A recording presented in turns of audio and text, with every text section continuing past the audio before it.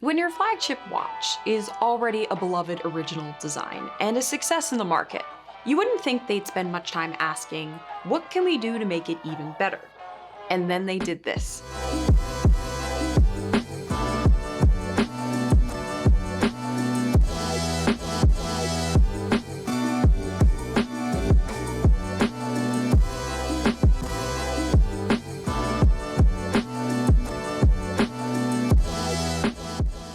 ORIS has released two new variations of the Aquis, one in green and the other in blue. They're two-toned or bicolored. Not in bronze this time, but in gold. Now, how much gold?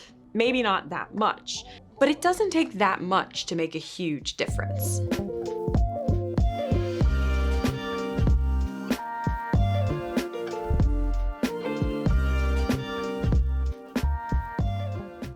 A lot of you are already aware that I'm a pretty big fan of ORIS. I've had my ORIS Aquis Clean Ocean Edition for nearly 3 years now.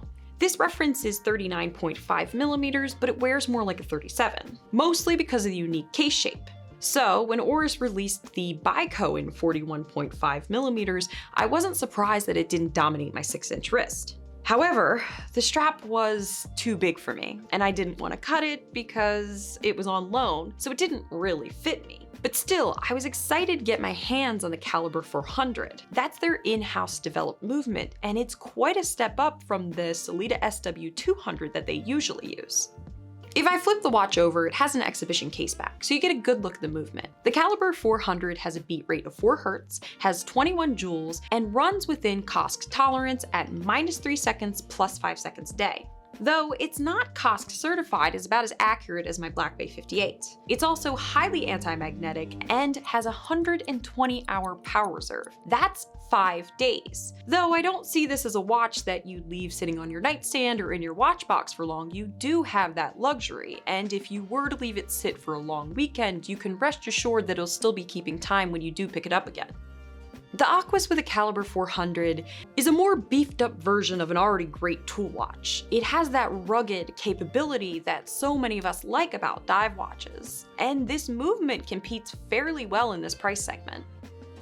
What I really want to talk about is what a difference maker the gold is. So the bezel's not solid gold, it's a solid gold bezel edge, and the indices and handset are gold colored, where the numerals on the bezel are actual gold. I like the transparency about what you're getting with ORIS. Trying to figure out how much gold is used versus what's solid gold versus what's rolled gold with a Tudor is an absolute nightmare, and I still don't know. But ORIS is being upfront about it, and that's something I really appreciate. I guess the thing that really matters here is the gold versions of these colorways really pop. At first, I wasn't sure I could wear it out, but I found by tucking the excess rubber strap underneath the clasp, I could make it fit without having to cut the strap. I had this green version for 2 weeks, and I have never gotten so much notice and so many compliments in such a short period of time. I can't think of another watch that would get so much attention from people who otherwise don't care about watches. It was like driving an Italian sports car. So if any of you are looking for a conversation piece, then look no further, because your watch is right here. With this new variant, ORIS didn't just improve the overall aesthetic of the watch, but they also improved the strap and bracelet too. The Aquis that I have is on a rubber strap that matches the brilliant green sunburst style. The rubber used to construct the strap is robust, substantial, and I imagine that it will hold up to the test of time fairly well. It's also supple, quite comfortable, and it features a quick release function with a security folding clasp and an extension. Overall, I think it's a pretty nice strap. I will mention that the bracelet that comes with the two-tone has the same folding clasp, quick release function, and is slightly tapered with a combination of high polished and satin polished links. But because I don't have one with me, I can't really speak to the comfort of the bracelet. I'm assuming if the bracelet on this variation is anything at all like my Clean Ocean Edition bracelet, that it's very comfortable.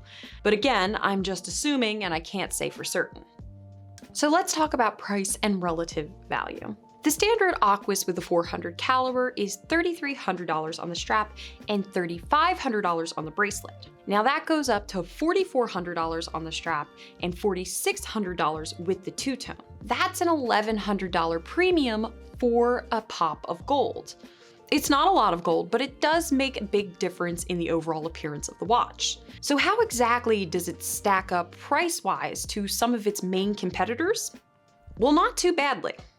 The new Pelagos 39 is $4,400 on the bracelet, and the Black Bay 58 is $3,800 on the bracelet. They both have COSC certified in-house movements, but there's nothing about those movements that makes me think you're getting something better than what you're getting from ORIS. Quality-wise, I think it's a bit of a wash, and I say that as a proud Black Bay 58 owner. The choice is simply a matter of taste. Now, if we look at the Omega Diver 300, I think we're starting to see a different tier of watch, but it's priced at $3,400. That's $800 more than the Aquis two-toned on the bracelet. Now with Omega, you're getting a watch that is held to a different standard of quality. The Maytas testing is more than what ORIS puts their timepieces through, but the styling of the Diver 300 is a bit more polarizing. If you like the look of the Aquis better than the 300, do you really care which one is technically more anti-magnetic? And I cannot stress enough that the gold really lifts up the appearance of the watch, and it's going to start a lot more conversations than the Omega Diver 300, but honestly you can't go wrong with either one. The Baico lifts the Aquis up into a price segment that it really hasn't inhabited before.